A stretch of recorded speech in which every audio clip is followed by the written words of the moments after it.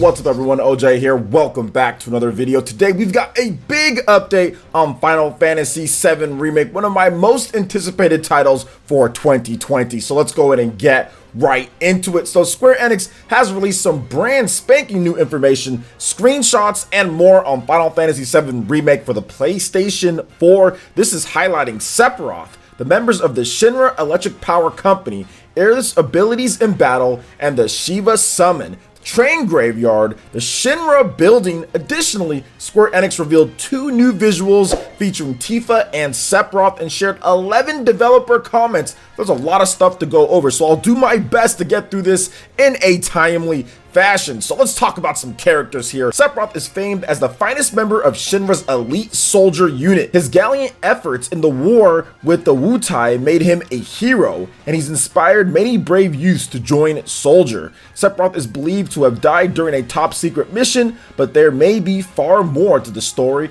than people know. You have the Shinra Electric Power Company. You have the president of Shinra as well that we're going to be discussing. The current president of the Shinra Electric Power Company raised the company up from a small arms manufacturer to a massively powerful conglomerate it is today. He can be generous to his allies, but when it comes to business, he's utterly ruthless. He's willing to use cutthroat business tactics to make a profit and eliminate anyone who gets in his way. You've got this guy as well, which is the director of public security. He's been president, Shinra's right-hand man since the early days of the company. He's just as ruthless as his boss and will do anything to get what he wants, even sacrifice his own subordinates. He's trusted implicitly by the president, and this has made public security the most powerful department within Shinra. Roach, this 3-C soldier turned rebel, is known as Speed Demon. He loves bikes, speed, and anyone who can give him a challenge. His comrades, however, find him annoying.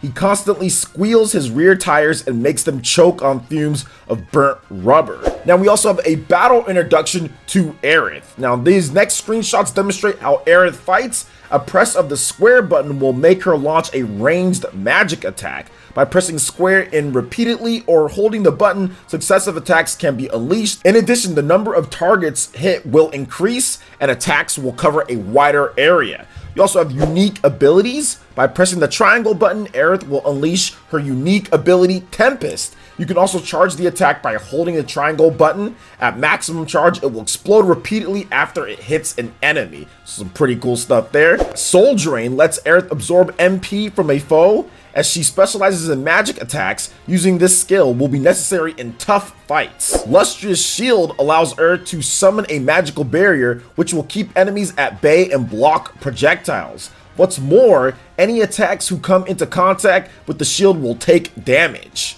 Now you also have summons as well, which is always a great part of the Final Fantasy experience. Characters in Final Fantasy VII Remake can use summon materia. Orbs let them summon an intensely powerful ally into the fight.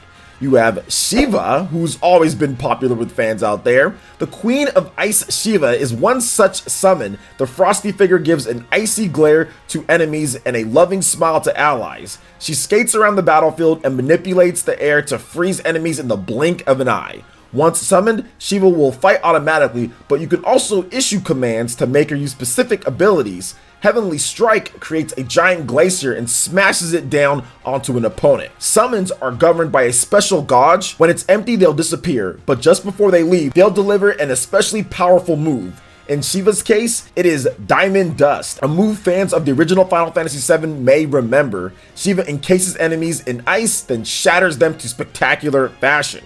Then you also have new story episodes. Final Fantasy VII Remake takes many locations from the original game and redesigns and reinterprets them to add additional depth. The story is more detailed too, with more dialogue, story sequences, and a greater portrayal of citizens' lives. The train graveyard is also a theme in this one as well. The train graveyard is a perfect example of this. Now, originally used during the construction of Midgar, this area has since become a junkyard for old and abandoned trains. Strong winds make the rusting carriages creak and groan, and odd high-pitched sounds echo over the area. You may remember this location from the original Final Fantasy VII. In that game, there was no dialogue here, but in Final Fantasy VII Remake, characters will talk to each other as they explore the maze of wreckage.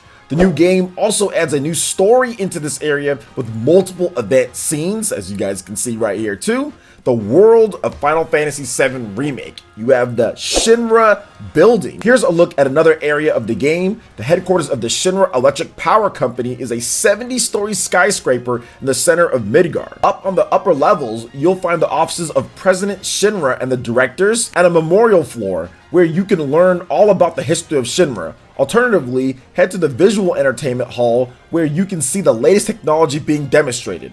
Of course, the first thing you'll see is the expansive entrance.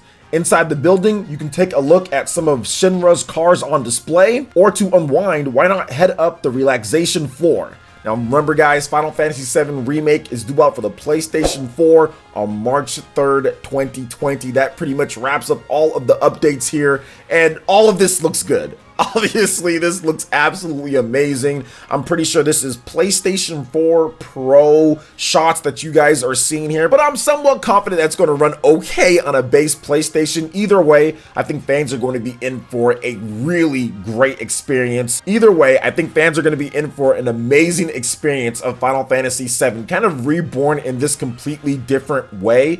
I think what I love the most about this remake so far, outside of just what we can see, I think that the gameplay in terms of changing the battle system to where you can kind of get the feel for using like a character like Aerith. I think using Aerith is going to be a lot more fun in this game, considering the type of attacks and what she can do. Now, of course, it was turn-based before, and you have that option in here, but something about how they explained how Aerith and how her attacks work in this one makes me want to play it the new way more so than anything. Now, summons are also amazing. I think it's going to be really cool to see how the summons kind of just manipulate the battlefield and kind of move around. Shiva looks absolutely amazing. I love what they did with her and her outfit and how she looks, and just shows the massive improvements in terms of generational leaps from the interpretation of how it was on the PS1 all the way to the PlayStation 4, jumping these generations. But the gameplay in this game looks solid. It looks very good, and it looks a lot more polished than what we saw from Final Fantasy 15 from the very start. Now, we're not talking content-wise, because this game obviously isn't going to have as much content as a Final Fantasy 15 Royal Edition, or it might not even have as much content as the base Final Fantasy 15 from what we're understanding here so far, but it is going to be a spectacular interpretation of what they had with the original base Final Fantasy VII, and it does seem like they are going to flesh out so many different things within the original game. Just so if you're a hardcore fan of it and you've already beaten the game multiple times and you've already seen everything the game has to offer, this is going to be like a new experience. The more they talk about it, the more that they discuss what are the new elements added in. I love what they're doing with the old train graveyard. That's really cool, and that's an expansion of what we didn't see beforehand. Even with the new graphics and everything, having that new content, not just something that has better graphics, but actually having that added content in there is really cool. Now, it doesn't 100% like kind of just irk me that there's not going to be like the rest of the game and we're going to have to wait, especially if this is so good and you want to just keep playing and you know that there's more to the story. Obviously, there's more to the story. That's going to be a painful wait to see how long it takes for the next one, but everything that I'm seeing so far still makes this one of my most anticipated games of 2020. Still makes a game that I'm going to buy and play right away. I'm still very excited to get my hands on Final Fantasy VII Remake and experience all of the new things that they're adding into this game, along with this combat and what they're doing. It just seems a lot more visceral with some of the characters kind of getting in there, and the action battle system with kind of the active ATB type of charges and everything just seems like it's going to be a ton of fun and a nice refinement and something kind of different for Square Enix when it comes down to it. They haven't done a remake on this scale before graphically. Obviously, they've done things in terms of remakes and made stuff look great, but this is one of the largest scale remakes that I've seen, and also makes me a little bit worried that we'll never get a Chrono Cross remake because it just seems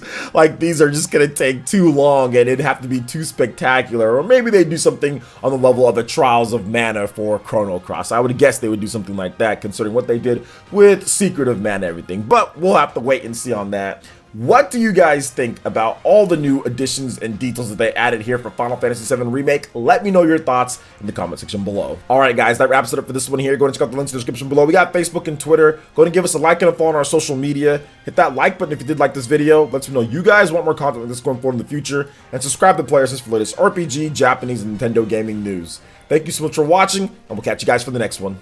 Peace.